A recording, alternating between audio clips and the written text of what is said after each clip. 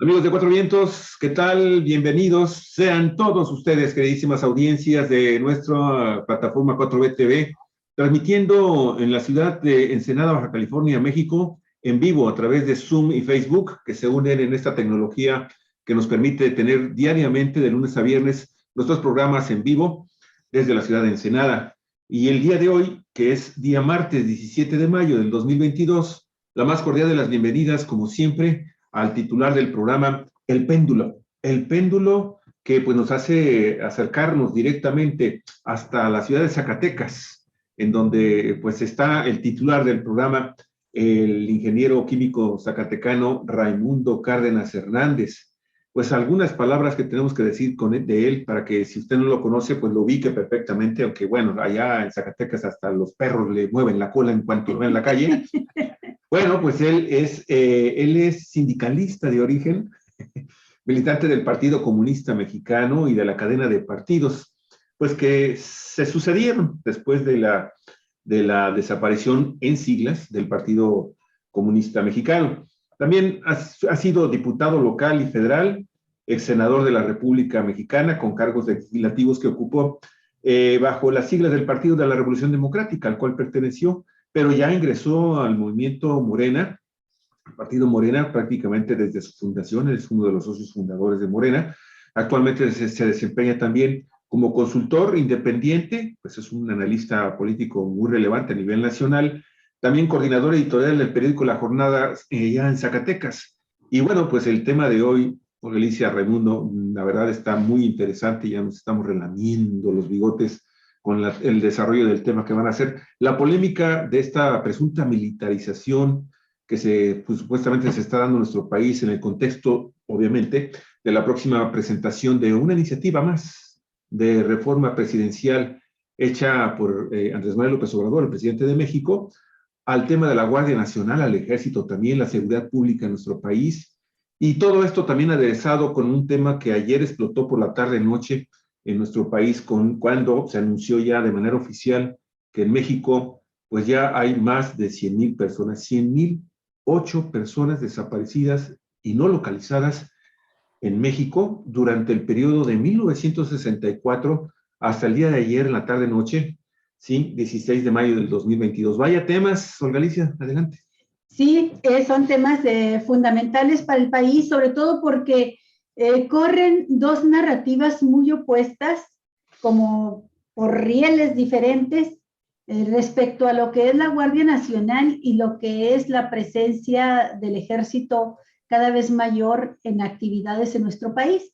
Y hay quien dice desde la oposición que se está militarizando el país, que está alcanzando grados de militarización peores a los que se criticaron en gobiernos anteriores. Por otro lado, bueno, está, como dice Javier, la iniciativa que presentará, ya no tarda mucho, el presidente López Obrador, para que la Guardia Nacional pase a estar adscrita a la Secretaría de la Defensa Nacional. Y esto pues también va a desatar fuertes polémicas. La Guardia Nacional desató polémica desde que se propuso su creación, y se propuso, venía desde el plan de gobierno, y antes del plan de gobierno venía desde las propuestas electorales de Andrés Manuel López Obrador, de su proyecto de nación. Pero cuando la propone, y con ello la desaparición de la Policía Federal que encabezara a Genaro García Luna, ya preso en Estados Unidos por narcotraficante, cuando la propone se desató muchísima polémica. Se hablaba de que no, que este gobierno iba a sacar al ejército de las calles y lo iba a regresar a los cuarteles. Y bueno, finalmente se hace un parlamento abierto, se discute durante meses el tema y se aprueba prácticamente por unanimidad. Salvo un voto en contra, la Cámara de Diputados aprobó prácticamente por unanimidad la creación de la Guardia Nacional, junto con leyes que para la mayoría de los ciudadanos resultaba inconcebible que no existieran aún, como era la Ley del Uso Nacional del Uso de la Fuerza, y como es una Ley Nacional de Registro de Detenciones. Cosas que decíamos, ¿cómo es posible que no hayan existido antes? Bueno, dejo el tema así, querido Raimundo Cárdenas, para plantearte nada más así dos preguntas. ¿Se está militarizando el país? Esta presencia cada vez mayor en muchas áreas del ejército significa una militarización. Y segunda pregunta, ¿la Guardia Nacional realmente no ha servido para nada? Como dice Calderón, se está humillando a los militares que los persiguen los delincuentes y no les hacen frente, no les disparan, no los abaten, que es el término que utilizaron, y la inseguridad está igual o peor que antes, que son los discursos que se manejan. ¿Cómo vamos? ¿Cómo ves tú el país en estos términos, en estos conceptos que estamos hablando? Lo que yo creo es que el presidente López Obrador nunca esperó encontrarse con un diagnóstico tan terrible antes de tomar posesión. Él desde antes del 1 de diciembre anunció que iba a tener que tomar medidas muy importantes que no había tocado en la campaña porque se encontraba sin instrumentos para combatir al crimen organizado. Primero, que había un poder judicial muy penetrado y muy corrompido. Cuestión que el ministro Saldívar, presidente de la Suprema Corte, no terminó en aceptar públicamente en uno de sus informes. Es evidente que allí en el Poder Judicial también asomó la cabeza la corrupción con la lluvia de amparos contra el aeropuerto Felipe Ángeles, contra el Tren Maya y contra todo lo que impulsa el presidente de la República. Es obvio que allí hubo mochadas a diestra y siniestra y eso se tiene que resolver.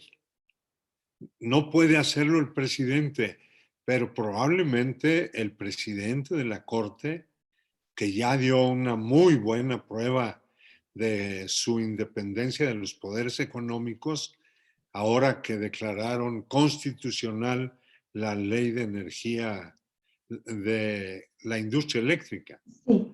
Fue muy importante esa muestra porque nos permite tener confianza de que la depuración del Poder Judicial, de los vicios que todo mundo sabe que ahí existe, corrupción, nepotismo, centralización, endogamia, ahí no entra nadie que no sea de los que ya están adentro o sus familias. Bien, ese es un tema muy delicado porque se dio digamos, la situación de la puerta giratoria. Los fiscales, en fin, que hacen su trabajo, remiten a algún delincuente hacia el Poder Judicial y más tardan en entrar que en salir. Ese asunto hay que resolverlo. Ahí va, pero va demasiado lento. Luego el presidente pues informó que no contaba con un brazo armado porque la Policía Federal era muy pequeña, muy burocratizada, más de la mitad de los 20 y tantos mil efectivos que tenía hacían acciones o actividades burocráticas. Y después, pues ya nos informó la decisión de disolver la Policía Federal. Y hoy sabemos que hasta los encargados de la actividad de inteligencia de la Secretaría de Seguridad Pública y de la Policía Federal estaban al servicio del narcotráfico. El jefe de esas actividades en aquellos gobiernos hoy está siendo procesado junto con García Luna en Estados Unidos y otros miembros de ese equipo aquí en México. Así que Andrés Manuel tuvo que reaccionar de manera inmediata. y plantea el surgimiento de una Guardia Nacional que sería más o menos parecido a la Guardia Nacional de España o a los carabineros italianos, que son fuerzas militarizadas o con educación militar, pero que son instituciones dirigidas por civiles para hacer actividades que corresponden a los civiles. Por eso aprobaron todos la fundación de la Guardia Nacional. Sin embargo, en la vía de los hechos, ¿qué empezó a ocurrir? Pues que muy pocos ciudadanos, muy pocos jóvenes provenientes de la sociedad civil se reclutaron. Hubo muchas convocatorias y lo cierto es que no avanzó el reclutamiento de acuerdo con lo que esperaban las autoridades de la Guardia Nacional, del propio ejército y el presidente. Y entonces, ¿qué hacer frente a ello? Si la sociedad mexicana no estaba preparada para contribuir con sus hijos a crear una institución sólida, prestigiada, pero además estaba la urgencia de que los grupos criminales traían la inercia de crecimiento producto de la complicidad de Genaro García Luna y sus cómplices. Así que, ¿qué hacer frente a esa urgencia y frente al hecho de que no había nada y la sociedad civil no reaccionó con la velocidad esperada? Y Andrés hizo lo único que pudo hacer, creo yo, que era buscar que la policía militar del ejército se pasaran a la Guardia Nacional, lo mismo los policías navales, y que hicieran ellos mismos una promoción para que los que quieren reclutarse al ejército fueran a la Guardia Nacional.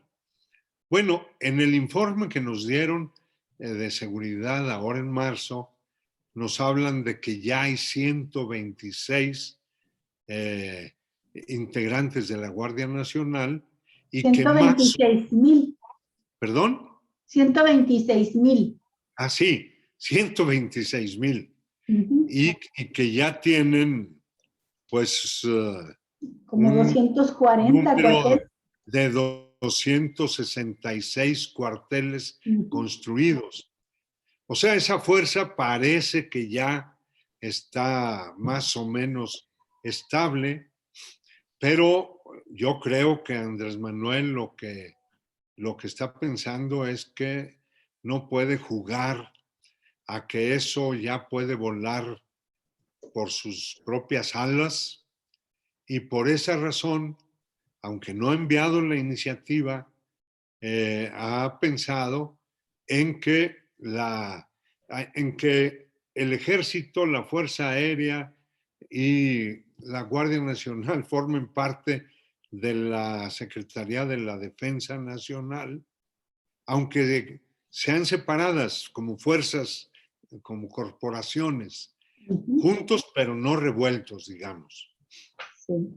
Eso, algunos dicen, no, es que es un paso acelerado hacia la militarización.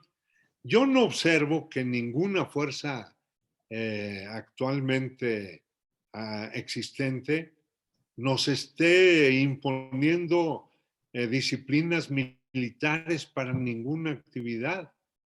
Tampoco estoy observando que el comportamiento de ellos no haya cambiado. Precisamente ese evento del que tanto se burlaron de la Guardia Nacional, de que huyó, etcétera, ese evento, cuando nos lo explicó el general secretario, pues lo que muestra es que allí hubo madurez suficiente, primero para entender que los jóvenes gritones no iban armados. No era un grupo armado que estuviera poniendo en riesgo a nadie. Y otro, que los agentes de la Guardia Nacional tenían una misión que cumplir y a eso iban, a destruir laboratorios del narco y a decomisar estupefacientes, en fin. Yo creo que si no hubiera cambiado ahí nada, los soldados habrían reaccionado como en el pasado, cuando soldados sí mataron a la gente de una familia en su automóvil, o a los estudiantes del TEC de Monterrey, o para ya no irme más lejos, a Yotzinapa, que todo indica que los soldados ahí estuvieron y que cuando menos fueron cómplices. Ya pronto Alejandro Encinas nos va a informar los avances que tienen. Entonces, lo que yo digo es que Andrés Manuel está reaccionando ante la realidad, ante las únicas herramientas que podía construir desde el Poder Ejecutivo, las está abordando con rapidez. Es un hombre que no duda, toma una decisión y la empieza a empujar con toda la fuerza del Poder Ejecutivo del Gobierno de la República. Ahora, también hay que ver que es un hecho que la transformación de militares en policías es un asunto siempre de grado.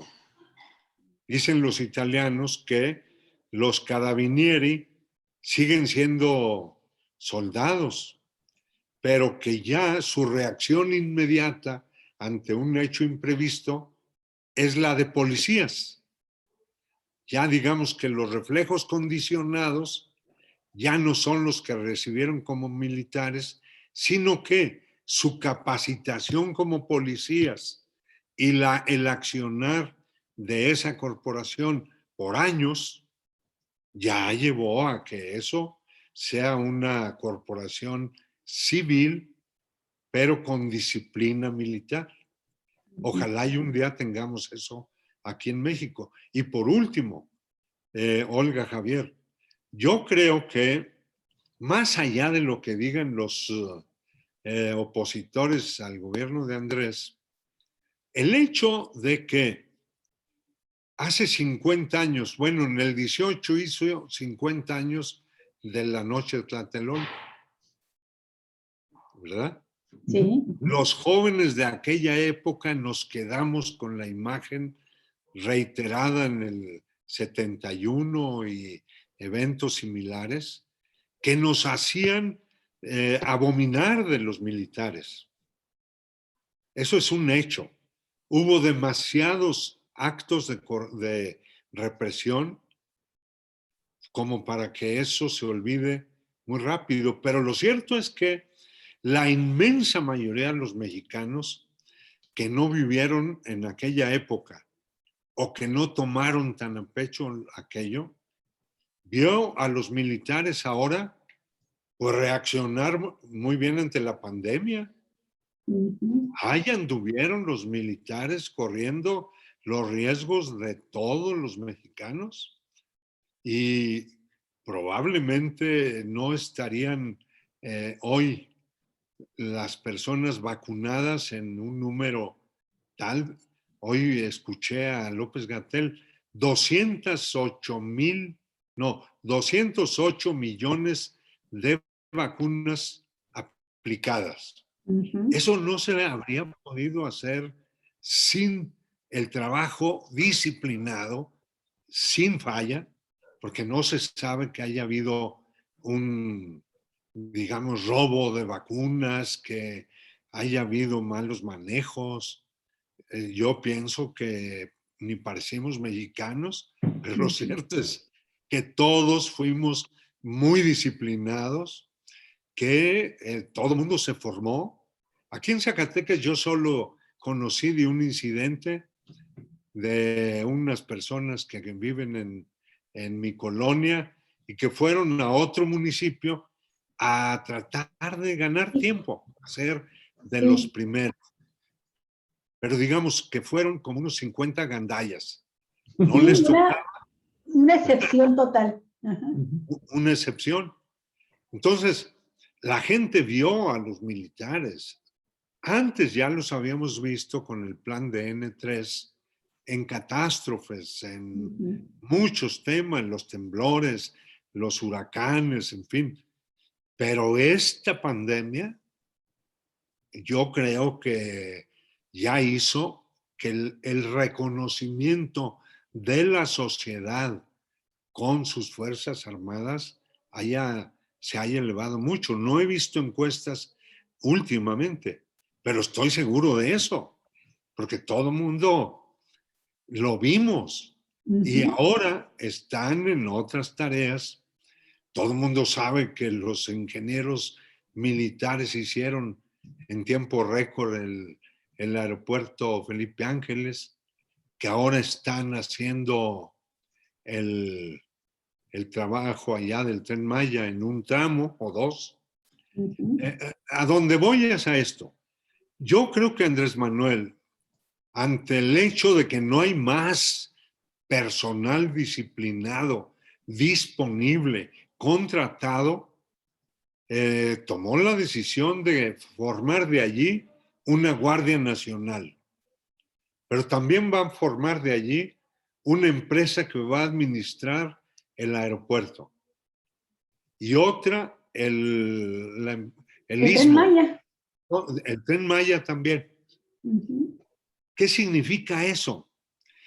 Que Andrés Manuel en la vía de los hechos va a transformar el ejército que tenía, esas fuerzas armadas que son ahora sumadas unos 400,000, pues a esos les va a dar funciones muy distintas, aunque las va a mantener agrupadas en la Secretaría de la Defensa Nacional hasta que la nueva institucionalidad se arraigue. No está bien arraigado todo eso. Es mejor apegarse al tronco fuerte que es la Secretaría de la Defensa Nacional y aprovechar pues que a estas alturas el general Crescencio pues ha dado muestras de mucha disciplina. Bueno, hasta el hecho de que Andrés los tiene de 6 de la mañana parados ahí en Están el aprendiendo lo que es la disciplina militar, gimnasio. ¿verdad? Sí, o sea, Andrés Manuel los trae, como diría él mismo, a mecate corto. Ujú. Él está atento, casi escuchando las órdenes que dan por teléfono. Yo pienso que ese es un estilo de gobernar que nos habla de que Andrés no está chupándose los dedos, Ujú. que no tiene nada de ingenuo y que está muy cerca de esos gobernadores, de esos militares, y que además le está dando muchas tareas para que como corporaciones brillen. Y probablemente las tareas que les dé les va a dar mucho orgullo porque van a obtener dinero, van a ser empresas exitosas con las cuales van a asegurar los fondos para su propia seguridad social, lo Ujú. cual pues habrá, digamos, ya establecido unas fuerzas armadas que ya no se dedican a lo que tradicionalmente hacían, sino ahora a otras cosas. Sí. Entonces, en conclusión, tú no ves un proceso de militarización del país, sino una participación más activa de la Sedena, del Ejército, en actividades civiles. Y bueno, Yo lo que te quiero plantear es lo siguiente. Estuve escuchando al historiador Lorenzo Meyer y él dice, la verdad es que tenemos una historia de muchas represiones por parte del ejército. Y fíjate, maneja un discurso diferente a lo que dice López Obrador, que dice, tenemos un ejército que nació del pueblo, no es un ejército como otros. Este ejército, todo el discurso de López Obrador para decir que es pueblo uniformado. Y Lorenzo Meyer dice, el primer ejército que tuvo México no surgió para combatir a otra nación que nos invadiera, surgió para reprimir una rebelión interna. Y hace un recuento de todos los actos represivos del ejército, pasando por el 68 hasta llegar, como tú lo mencionaste, a Ayotzinapa, Tlatlaya, pero menciona también las cualidades que tiene el ejército, la disciplina, la institucionalidad, la obediencia al comandante supremo. Y entonces dice Lorenzo Meyer que la sociedad, todos nosotros, tenemos que estar muy vigilante de que esta Guardia Nacional y este ejército con cada vez mayor presencia en la sociedad tenga que una vigilancia muy, muy fuerte para garantizar que las virtudes de la institución sean las que predominen e ir disminuyendo toda esta reacción del gatillo fácil, ¿verdad? Del disparar. Sí. Y para ello, dice, es muy importante que los casos que suceden no queden impunes. Han sucedido algunos, muy pocos en comparación con lo que fueron los sexenios anteriores, pero sí han sucedido ya algunos casos de abusos de civiles que han muerto a manos de guardias nacionales y de militares, y que esperamos se conduzca con justicia la investigación. Pero creo que tiene razón Lorenzo Meyer, no podemos, ahorita están, como tú dices, con un presidente que los trae con el mecate corto, pero ese poder que han adquirido, si entra otro gobernante, pues pueden volver a las mismas, ¿no, Raimundo? Yo creo que pueden ocurrir mil cosas, porque lo principal es entender que todas las sociedades tienen siempre un grupo armado y que las circunstancias los conducen a hacer muchas cosas. Yo no sé si el ejército chileno hubiera hecho lo que hizo con Pinochet a la cabeza si no lo instigan a ello los norteamericanos. Si Kissinger no estuviera allí presionando para que asesinaran a Allende. Yo ahora he hecho el símil de que este tipo presidente de Ucrania, ese no se habría animado a hacer lo que hizo, hostigando a los hablantes rusos ahí de Ucrania, provocando a Rusia. ¿Del Donbass? Sí, los del Donbass. El presidente Lugansky, ¿cómo se llama? Zelensky. Zelensky no se le ve claramente que él tuviera la fortaleza como para llegar a una decisión de esas si no hubiera estado la OTAN, el hijo de Biden, detrás de ellos, allí preparando este momento. Y ese comediante convertido en presidente, pues se la creyó. Yo pienso que los actuales militares que están al frente de las corporaciones, a lo mejor Andrés Manuel no les da tiempo ni siquiera de pensar en otro tipo de cosas que no sean el estar tomando decisiones del día a día. Sí. Pero está una discusión todavía media soterrada de una reforma interna en la Sedena que habla de que van a construir o ya los hicieron sin mucho ruido, unos estados mayores, 3 estados mayores y uno que es la suma de esos 3, que sería el alto mando superior. Eso yo pienso que es bueno porque aleja del mando unipersonal, que en las Fuerzas Armadas es también muy peligroso. Es mejor que los comandantes estén obligados a... Estén tomando Claro. decisiones colegiadas. Sí, Ahí claro. estás tocando un tema muy interesante y qué bueno que tocases el tema de Zelensky, porque nos viene a demostrar lo que puede suceder con las Fuerzas Armadas en un país cuando son gobernados en realidad por títeres al servicio de los grupos predominantes geopolíticamente, en este caso Occidente, a través de Estados Unidos y la OTAN, pero a nivel interior, que es el caso de México, porque el huevo de la serpiente clonó y tenemos ahí realmente a un grupo profascista importante, como lo tiene Ucrania. Sí. Zelensky no se puede entender sin el golpe de Estado del 2010, en donde los fascistas finalmente imponen, obviamente con el respaldo de Estados Unidos y de la OTAN, imponen a este títere que es Zelensky, ¿sí?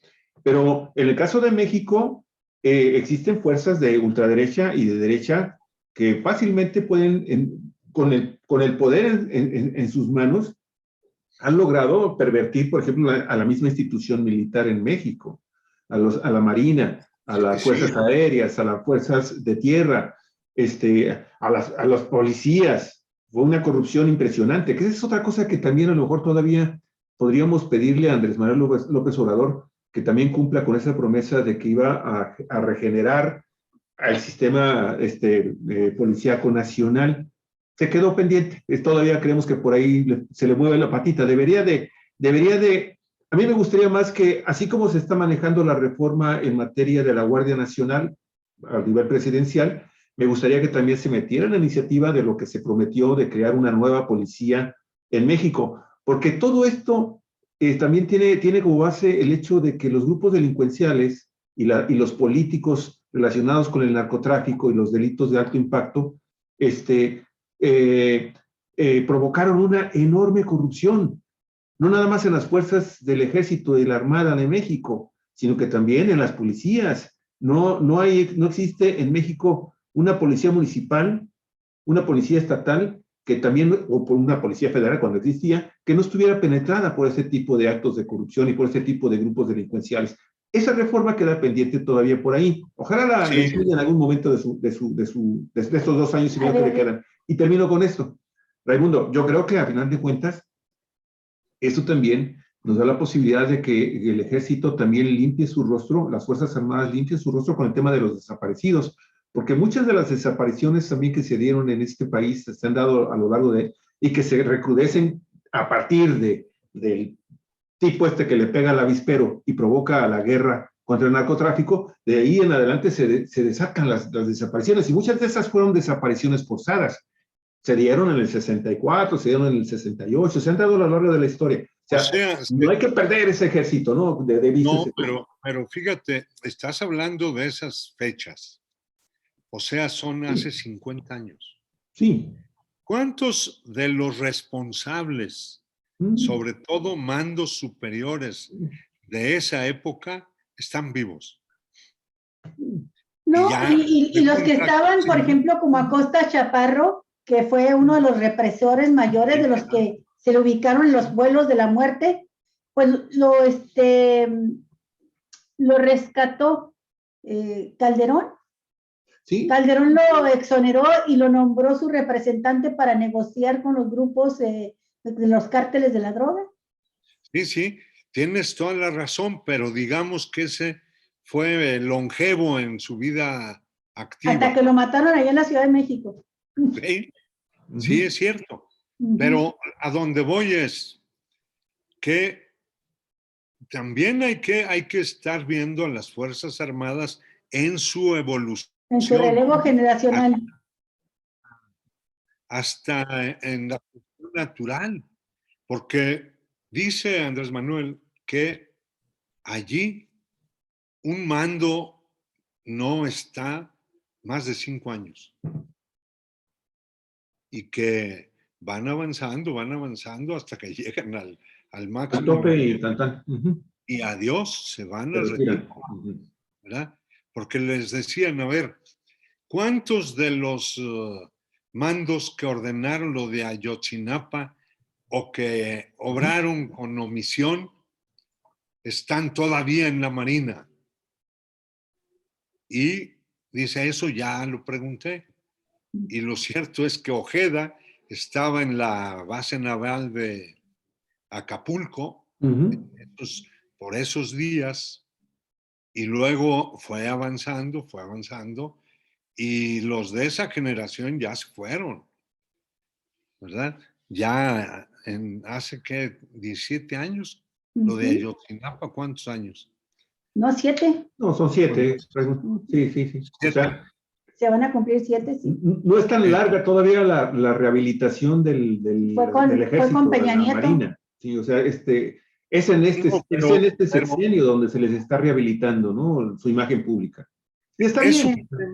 Es un tema muy delicado porque también recordemos que al inicio del gobierno hubo tipos irresponsables como Pedro Ferriz, que estuvo llamando al golpe de Estado. Llamando al golpe de Estado. Sí. Y hubo, por ahí hay un sector que sí es propenso a eso, mi estimado Raimundo. Acuérdense del desayuno aquel de generales retirados. A eso me refiero, sí. Hubo un tipo que abierta y claramente dijo que había que pensar en esa solución. Un general. Un general Gaitán. Sí, un general retirado. Pero entonces, ¿qué quiero decir? Pues que Andrés diario convive con los mandos, ahí los tiene. Y a todos, desde arriba hasta abajo, los tiene ocupados, trabajando marchas forzadas. Pienso yo que eso es una muy buena manera de evitar que se acerquen con ellos muy frecuentemente los corruptores. Ahora, la sociedad tenemos que hacer lo propio. Y eso también significa que en algún momento hay que decir que una sociedad que se respete, pues debe aportar sus jóvenes una parte selecta para que haga ese trabajo. Porque las policías, ¿por qué son tan corrompibles? Las policías municipales, en fin. Pues porque van casi puro lumpen. Gente desempleada que va a que le den 1,000 pesos por semana y con esos no aguantan una amenaza de plata o plomo. Por eso tiene que haber, me parece a mí, un debate muy amplio en la sociedad y una limpieza profunda, como bien lo señalas tú, Javier, desde las policías de más abajo, pero hay que dignificarlas. Claro. ¿Verdad? Que la gente gane bien allí, que los capaciten. Que los equipen. Sí, todo. Yo pienso que Andrés Manuel puede hacerlo desde puras reformas desde la presidencia de la República. Da la impresión de que no se puede hacer nada en México de otro modo. Sin embargo, Raimundo, el problema es que los estados tienen su ámbito de soberanía y de decisión, y ellos no han tomado la decisión de cumplir con el mandato que se les ordenó desde el Ejecutivo y desde el Poder Legislativo de fortalecer las policías municipales y estatales. Sabemos, por ejemplo, que desde sexenios anteriores que recibían los recursos. Nunca se había destinado tantos recursos para seguridad pública como en los últimos sexenios, y nunca se habían desviado tantos recursos que no llegaban a la capacitación y el fortalecimiento de las policías locales. Y lo menciono por lo siguiente, Raimundo, porque Todavía hasta el sexenio de Peña Nieto, y no se diga el de Calderón, muchas de las masacres, de los peores crímenes, de los constantes y de aquellos que llamaban más la atención por la dimensión de crueldad con la que se cometieron, venían desde elementos del Estado, federales, policías federales, no solamente combatiendo a un ala, una parte del narcotráfico, sino también a los disidentes del régimen. Muchos maestros asesinados, derechos-humanistas, defensores ambientales, y en estos asesinatos no solo fueron cometidos por el crimen, directamente por el crimen organizado, sino por elementos del Estado. Las desapariciones forzadas cometidos por elementos del Estado.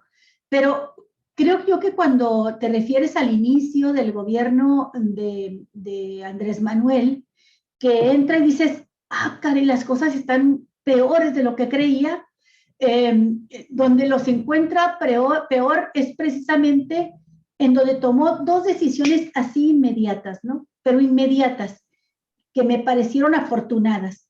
Una es la inmediata eliminación del Estado Mayor Presidencial, porque ahí estaba la crema innata de la corrupción del ejército y de los que daban las órdenes de represión, o seguían la línea directa del presidente de reprimir, y la casta divina del ejército. Y luego la otra, que intentaron rescatar algunos elementos de la Policía Federal de Genaro García Luna, y se dieron cuenta de que aquello estaba absolutamente podrido. Y entonces lo que dijeron es a desaparecer la Policía Federal. Y todo esto lo menciono porque dice Javier, bueno, pues hay que crear y fortalecer las policías. ¿Qué pasa con las policías? Es que en escala, lo que sucedía en la Policía Federal, sucedía en las policías estatales y en las policías municipales. Por un lado, abandono, falta de recursos, corrupción, y por otro lado, cooptación del crimen. Hay muchos municipios donde los grupos criminales lo que pedían era, nosotros ponemos al encargado de seguridad pública. Todavía hasta la fecha. En varias entidades de la República corre el rumor, casi verdad confirmada, de que los principales operadores de los secuestros, sobre todo locales, son o fiscales o policías locales, judiciales, ¿verdad? Sí.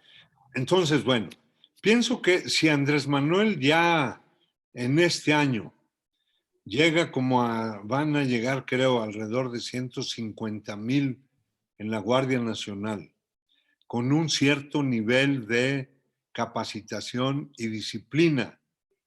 Probablemente con eso ya pueda también dedicarle un tiempecito a arrimarles allí el caballo encima a los locales. A los estados y los municipios. Sí, claro.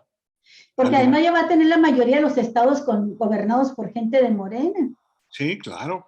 Entonces ahora tendría que ser con la anuencia de las autoridades estatales y, sin embargo, con la fuerza ya consolidada de la Guardia Nacional, ¿verdad?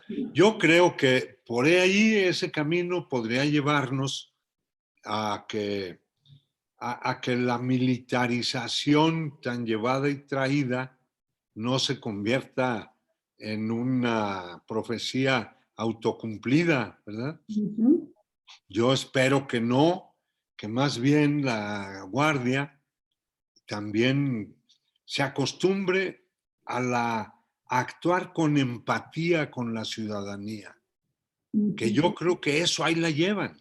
Ahí la llevan. Sí, fíjate que a nosotros nos tocó ver, por ejemplo, en el caso de las vacunas, cuando se dio la primera y la segunda dosis, nos tocó en el momento que estábamos haciendo la fila para entrar a lugares donde nos iban a vacunar, ver llegar a la Guardia Nacional protegiendo las vacunas, a los personal médico que iban a aplicar las vacunas, y la gente les aplaudía. Les aplaudió. Les aplaudía y tenían una interacción los guardias con la población muy directa, y de calidez. Muy amable, muy amable el trato, cosa que anteriormente pues esas eran cosas totalmente inimaginables cuando tú veías a un policía o a un soldado en la calle.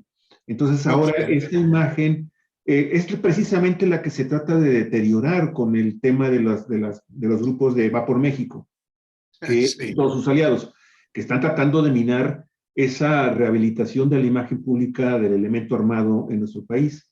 Y por eso es que están generando ahorita, por ejemplo, yo veía en el portal de Animal Político la cifra de que son alrededor de 400 los casos que se han presentado de presuntas acciones de fuerza cometidas por elementos de la Guardia Nacional en contra de los ciudadanos mexicanos, que si lo vemos comparativamente con los reportes que hacía la Comisión Nacional de Derechos Humanos año con año, pues son mínimos. Si son en 3 años y medio llevamos esa cantidad. Y es la única policía actuando. Eso lo juntaba los estados del norte de la República, tan solo en el área de sus policías, y no digamos las Fuerzas Armadas, porque las Fuerzas Armadas durante años ocupaban el primer lugar o el segundo lugar en los reportes de autoridades presuntamente violatorias de derechos humanos en México. Entonces, eso también se tiene que medir, mi estimado Raimundo. El respeto que se tiene por parte de ya estos organismos, de estas organizaciones armadas con relación a la sociedad. Como no se han tocado el tema todavía de las policías a nivel municipal y estatal, siguen siendo de las instituciones que están siendo más señaladas todavía a nivel nacional como los principales violadores de derechos humanos. Pero si te fijas, el Ejército y la Marina se han desplomado sus estadísticas de una manera dramática, y de la Guardia Nacional es raro encontrar un caso de una queja por parte de un ciudadano. Al menos en Baja California no hay registro de que se haya presentado. Quizás 2, 3 por ahí en lo que va de los 2 años y medio, y párale de contar. Te lo pongo en estos términos, Raimundo. Cuando empezó el gobierno de Calderón, inició muy fuerte en Michoacán mandando elementos federales, y luego también en Chihuahua, en Ciudad Juárez. Ciudad Juárez se convirtió, dijo Javier Sicilia, en el epicentro del dolor nacional. No, ¿por qué? Porque no había pasado 1 año, 2 años, cuando ya la gente estaba en las calles llorando por sus muertos, por sus desaparecidos, por sus mujeres violentadas sexualmente por elementos federales. Y ahora que llevamos más de 3 años, yo no veo a la gente saliendo a la calle contra esta Guardia Nacional. Hay 1, 2, 3 casos excepcionales de uso de la fuerza indebida. Pero qué rápido los pusieron. Pero están detenidos los presuntos responsables. Claro. ¿Sí? Entonces, creo que ha pasado el tiempo suficiente del gobierno de López Obrador como para haber tenido una nueva oleada de familias reclamando justicia por sus víctimas. Sí están saliendo mucho las víctimas de desaparecidos, y las desapariciones continúan. Y creo que tú mencionaste algo que coincido contigo, Raimundo. Muchas de estas desapariciones y todavía ejecuciones provienen de los 150 grupos criminales, cartelitos y cartelotes que hay en el país, coludidos aún con policías municipales y elementos estatales, y por supuesto con gobernantes locales. Esto lo quiero subrayar por lo siguiente. Me llamó la atención, Raimundo, las excelentes cifras del informe que presentó hoy Claudia Sheinbaum, de cómo se ha abatido absolutamente todos los índices de criminalidad y de delincuencia en la Ciudad de México. Los de alto impacto la disminución de los casos de alto impacto son espectaculares, y creo que tiene que ver con cuando se tiene un buen gobierno estatal bien coordinado con el gobierno federal, porque no vemos esta misma coordinación con otros estados. Una muy buena fiscal, Sí. Una muy buena fiscal. Una muy buena fiscal, Ernestina Godoy. Sí, qué bárbara. Qué bárbara, tremenda. Caso que agarra, caso que resuelve, sin recurrir archivos expiatorios, a torcer la ley, o sea, con una manera escrupulosa y profesional de trabajar, que es una garantía para los ciudadanos.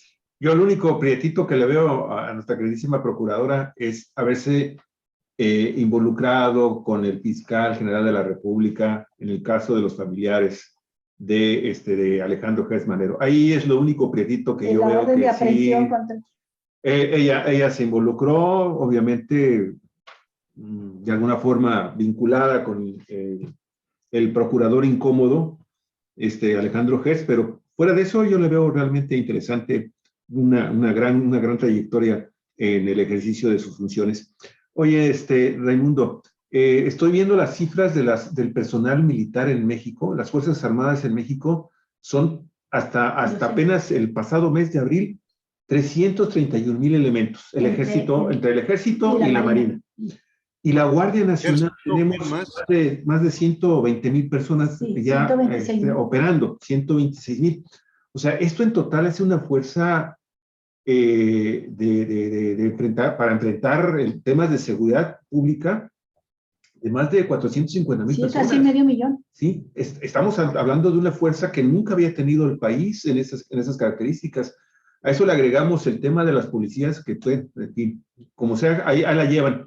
Nunca se había desplegado una cantidad semejante de elementos de seguridad pública en México. Pero muchos no están metidos en la seguridad pública, hay que decirlo, están en la construcción, pero sí, otros están en trabajo eso, social. Otros están, por ejemplo, en el caso de la Guardia Nacional, que eso también habría que destacarlo. Esta Guardia Nacional que surge con una iniciativa fundamentalmente de seguridad pública, tuvieron finalmente un número importante de ellos, se tuvo que dedicar específicamente al trabajo de la contención de la migración en nuestro país, originada por una disposición de los Estados Unidos hacia nuestro país, de mantener el movimiento del flujo migratorio hacia el norte de la República, contenido en la frontera sur de México.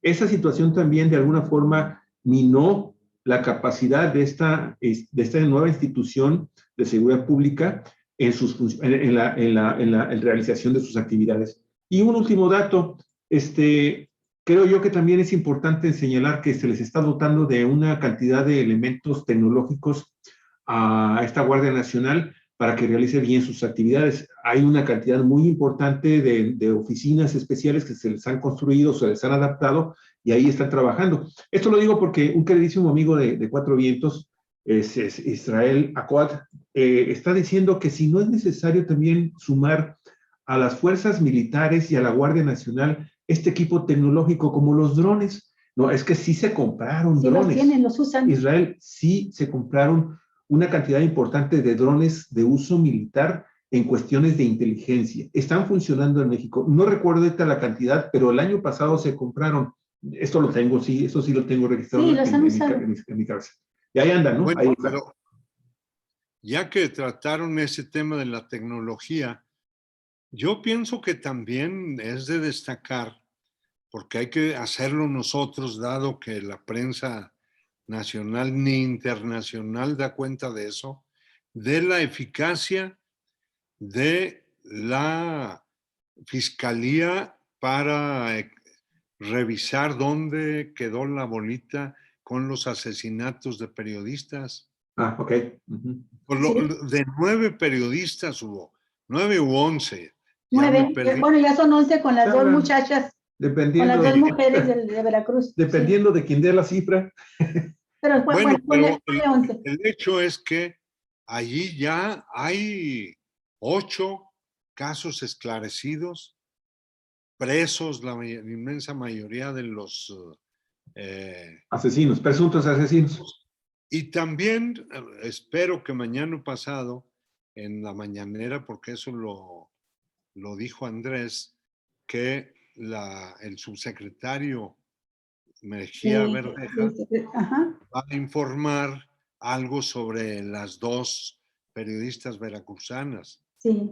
Eso también habla de algo nuevo. Totalmente, Raimundo. Estaría escondido, no sé, pero el hecho es que desde que Andrés Manuel dijo en ese tema no habrá impunidad, ahí van. Pero ¿sabes de quién es el mérito ahí? no es tanto la Fiscalía General de la República, ni siquiera la Fiscalía Especializada de Delitos contra la Libertad de Expresión, la FEADLE, sino que ha sido un grupo especial de la Secretaría de Seguridad Pública, que se van de inmediato, sí, eso hay que subrayarlo. Fue Rosa Isela Rodríguez, sí, quien en las mañanas, en las reuniones que tienen de seguridad, propuso la creación de un grupo rápido. Fue a partir de los casos de Baja California, donde empezaron a actuar, sí, con el asesinato de Lourdes Maldonado y de Ernesto, el fotógrafo. Y entonces se creó un grupo especial de acción rápida que va a apoyar. A veces cuando batallan es cuando los estados, porque le plantean al estado, ¿verdad? Intervenir, que si quieren su apoyo, y los estados se tardan a veces en responder, como fue el caso de Nuevo León con el asesinato, el feminicidio de Devani. Pero cuando dicen sí, de inmediato, se resuelve más rápido el caso. Entonces son de seguridad pública, que van y apoyan y hacen trabajo de investigación criminalística. Es muy importante eso. Fundamental, tan fundamental que les quiero comentar esto, Raimundo. Yo he estado participando directamente en el caso del asesinato de Miroslava Bridge, porque fuimos amigas, 20 años de amistad, y es el caso así de laboratorio típico de una periodista que la matan por su trabajo periodístico, pero además es el caso también de laboratorio así clásico de intervención de la narcopolítica. Bueno, con todo y eso, que lo hacía un caso especial, porque además era una periodista de dimensión nacional, con todo y eso, se tardaron casi 10 meses en detener a uno, y sí, todavía no detienen a los autores intelectuales. Este crimen sucedió en el gobierno anterior, en 2017. Sí. Y lo que te quiero comentar al respecto es que sí hace falta un cambio en la FEADLE, porque está el mismo fiscal anterior, el mismo. Y la FEADLE, que es la Fiscalía Especializada para los Asesinatos y Agresiones a Periodistas, no es el que esté resolviendo. Está entregándole a las fiscalías estatales, porque son homicidios del fuero común, son delitos de fuero común, está entregando los casos el equipo de Rosa Isela con las fiscalías locales. Así es como están trabajando. Y sí, es extraordinario, pero también aprovecho para decir lo siguiente, aunque políticamente a veces no parece correcto decirlo, pero muchos de los asesinatos de periodistas no son asesinados por ser periodistas. Están vinculados con otros casos, desde personales, por ejemplo, esclarecen el caso de un periodista asesinado por su sobrino, por un pleito familiar y por un problema de herencia, en este grupo de los primeros 9 que esclarecen, ¿no? Y otros, otros porque están vinculados también con los grupos locales criminales, pequeñas células criminales que les pasan una lana. Y, por ejemplo, en el caso de la periodista Lourdes Maldonado, sí está vinculado con su trabajo periodístico, pero fue a nivel de su colonia.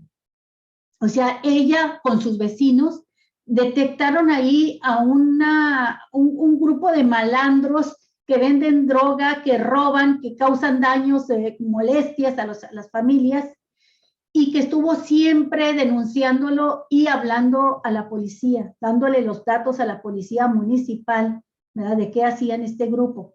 Y esta pequeña célula, que es un remanente del gran cártel de los Arellano, el otrora gran cártel de los Arellano, fue quien ordenó su muerte, y es el mismo grupo que ordena la muerte, el asesinato del fotógrafo, ¿sí?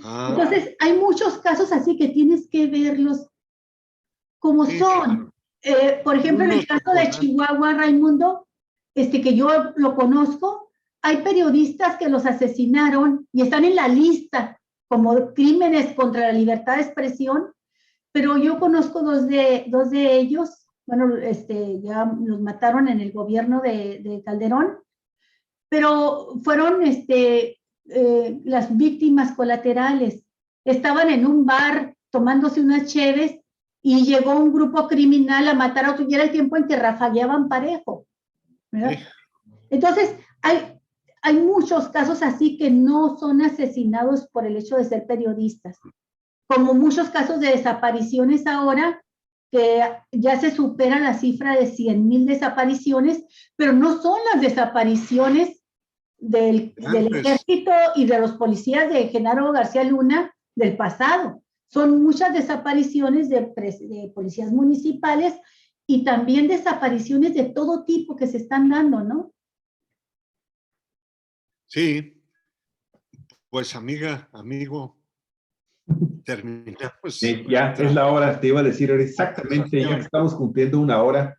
Para no dejar nada más un dato relevante, nada más así muy rápido lo voy a mencionar porque son también de las cosas que se tienen que destacar de la forma como están actuando en este momento la Guardia Nacional, el Ejército, la Marina y todas las demás instituciones del sector militar o paramilitar o como lo quieras ver en las acciones en materia de seguridad. Hay un reporte que estoy viendo ahorita de la DEA de marzo de este año, en lo que va de la administración de Andrés Manuel López Obrador, utilizando inteligencia, se han logrado capturar a más de 1,000 elementos de diversos cárteles de las drogas. No hay en realidad un cártel en particular que esté siendo afectado en particular, para evitar aquello de que está beneficiando a uno. Tan solo de los cárteles de Sinaloa, 108, Jalisco Nueva Generación, 108 del cártel Jalisco Nueva Generación, 125 del cártel de Sinaloa, 96 del cártel del Golfo. Se habían decomisado más de 15,000 millones de pesos en cuentas bancarias por parte de la Unidad de Inteligencia Financiera. Y lo más irrelevante, a final de cuentas, mi estimado Raimundo, es que todo esto utilizando equipo que anteriormente se utilizó para estar vigilando y espiando a los particulares y a los políticos. Ahí siguen utilizando Pegasus. Las fuerzas de inteligencia militar y de la Guardia Nacional están utilizando Pegasus no para estar espiando a la gente, eso es lo que dicen, sino haciendo el trabajo para el cual fue contratado y pagado ese servicio en particular. Bueno, oye, Raimundo, yo creo que sí hay que cerrar con algunos datos duros, importantes, porque tú mencionabas la percepción que todavía existe y el manejo en el discurso de la oposición de que estamos igual o peor que antes. Estuve escuchando a dirigentes del PRI, del PAN, diciendo que ya López Obrador lleva más asesinatos que Calderón en todo su sexenio. Pero yo creo que es importante mencionar que cuando entró López Obrador en 2018, fines de 2018, había un promedio de 95 asesinatos al día en el país. Actualmente son 82 a nivel nacional. Ha sido difícil, pero se ha logrado abatir el delito de los homicidios dolosos. Y en el caso de México, híjole, saber que estás la Ciudad de México con 1.9 asesinatos, o sea, no llegan a 2 homicidios dolosos al día, dice uno, ni Ensenada, ni Tecate, ni playas de Rosarito. O sea, acá en Baja California, la cantidad de asesinatos y homicidios dolosos mantiene a Baja California en los 5 estados más peligrosos del país, junto con Guanajuato, Michoacán, Sonora, en fin, son 5 o 6 estados que hacen que se disparen las cifras porque andan en promedios de 103 asesinatos diarios contra el promedio de 82, que es el nacional.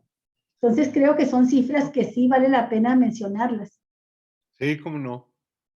Bueno, Raimundo, te agradecemos mucho. Cuídate, nos estamos viendo. Un abrazo, amigos de Zacatecas. Cuídense mucho y seguimos a las 11 de la mañana. Tenemos otro programa acá, Tiempo de Baja California, con nuestra queridísima Lucila Hernández, esta activista indígena del Valle de San Quintín. Regresamos luego entonces.